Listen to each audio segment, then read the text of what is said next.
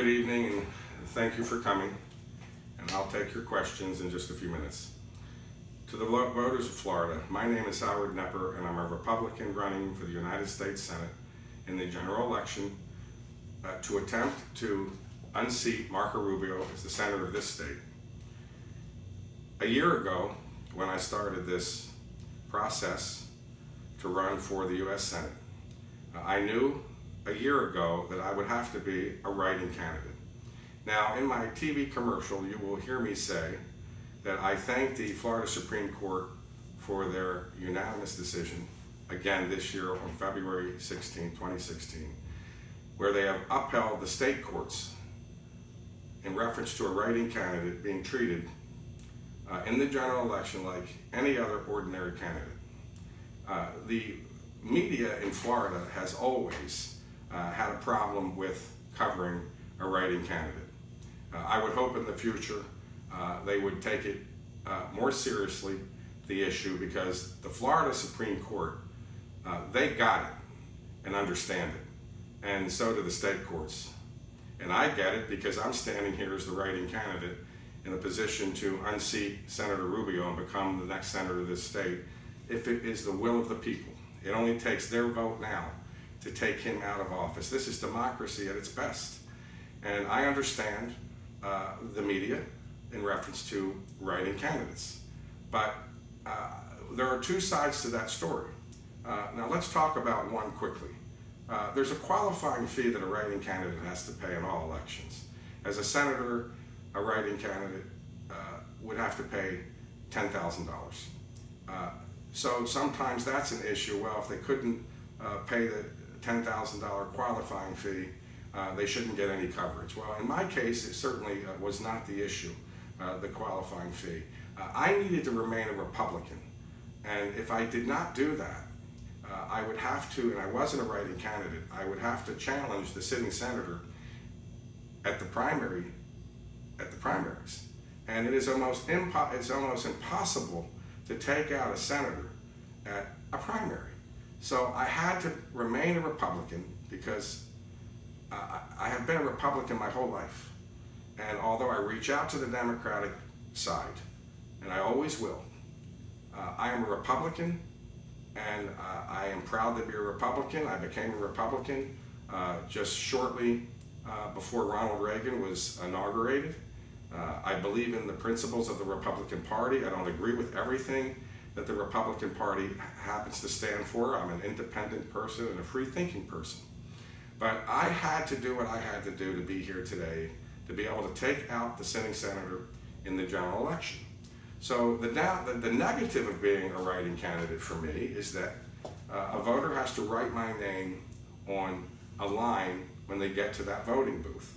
And a lot of people vote by simply not wanting to have to write the name. They just want to strike a circle, as you've seen when you voted, and that is definitely a negative.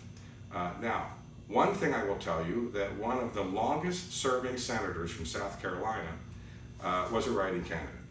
I can tell you that President Kennedy and the late President Roosevelt actually won their primaries with approximately 100,000 votes by write-in ballots. There have been numerous people that have been write-in candidates that have made it to office. And I hope the media in the future will look deeper into write-in candidates, because the Florida Supreme Court, as I said again, and the state courts, they understand that a qualifying fee would not make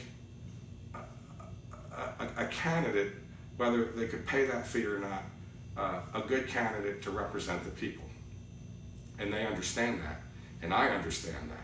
So I, again, want to tell you that I'm going to do another video more in depth when it comes to write-in candidates. I would encourage the voters of Florida to go in deeper into looking into write-in candidates.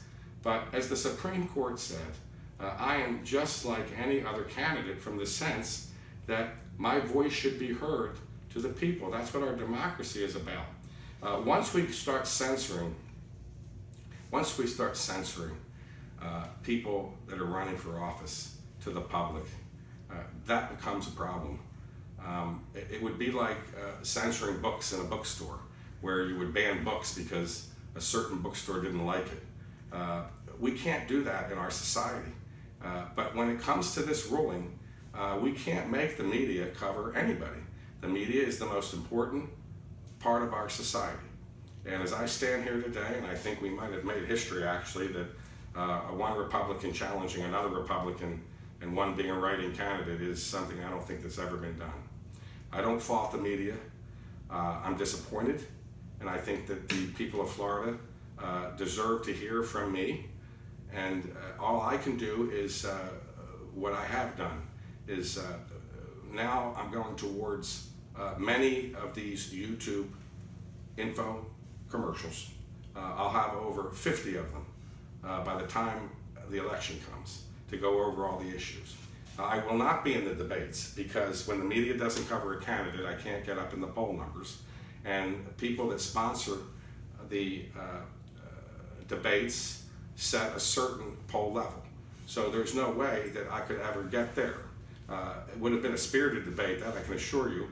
But all I can do now is deal with what I have in front of me. And that is to do these YouTube videos to try to address every issue that may have come towards me on a debate stage. And that's what I have to do, and I feel that it's important to do that. Now, we're going to move on to some questions. I also want to thank all of the people that have been supporting me in this process.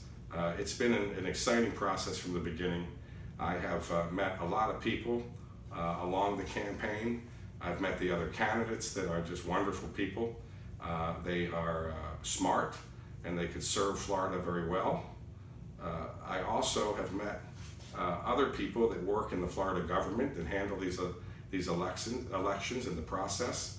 And it's just been a wonderful experience along the way. So I'm going to take some questions now, and I will then we'll move on to some final comments that I have.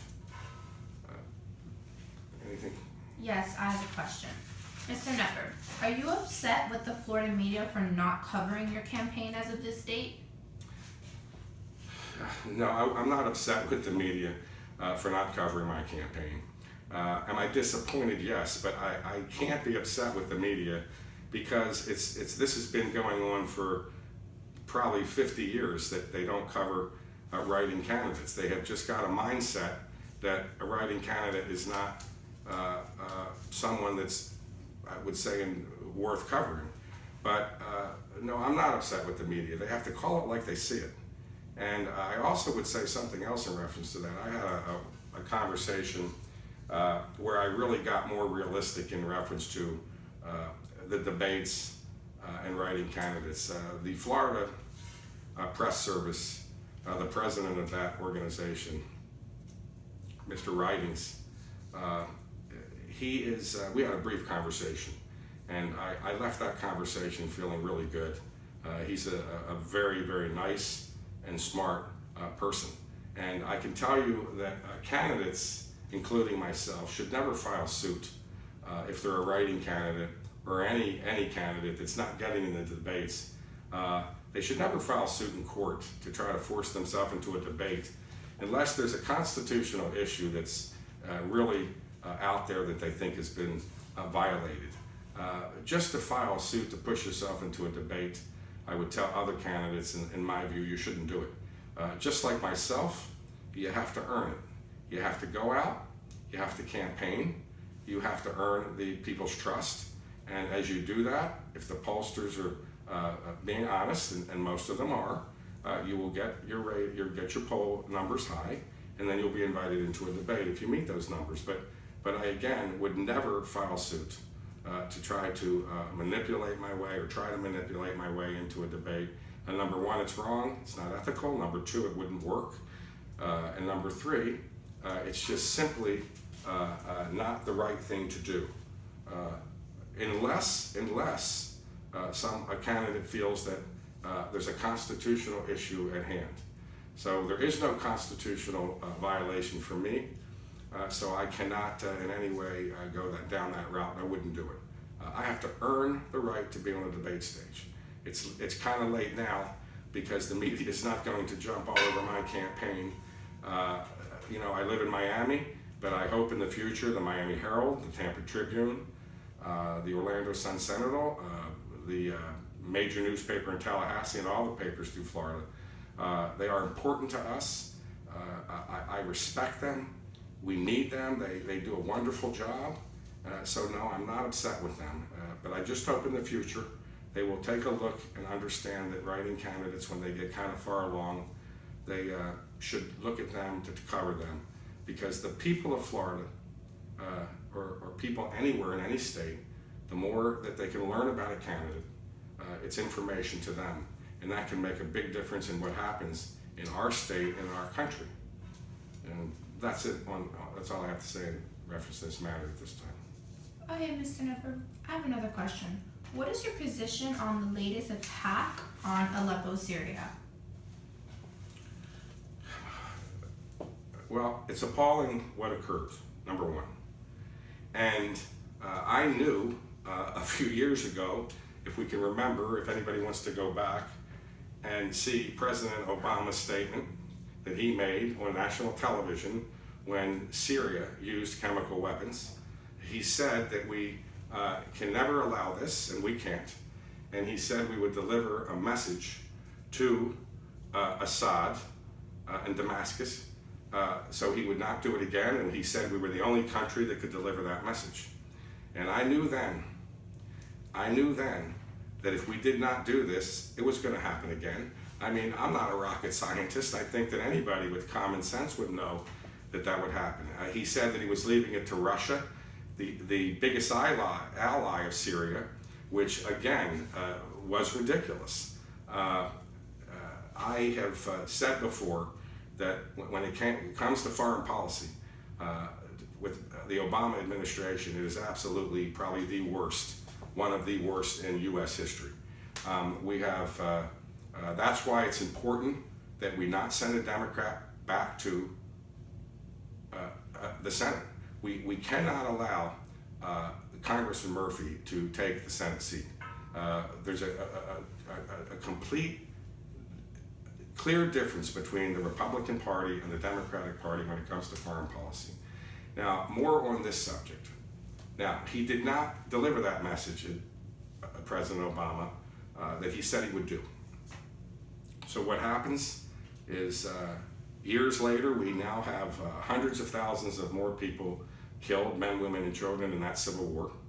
We have Russia being more aggressive. We have ISIS that's infiltrating into Syria even further as a breeding ground. That's what Syria has done. And all along, we have Assad, a ruthless dictator that has no regard to human life. For him to go and use chemical weapons, it has to be absolutely, obviously, he is, in my opinion, a war criminal. There's no other way to state it. And now, what just happened a few days ago, it shows that he didn't get the message because we never gave him the message. And only the United States of America could have delivered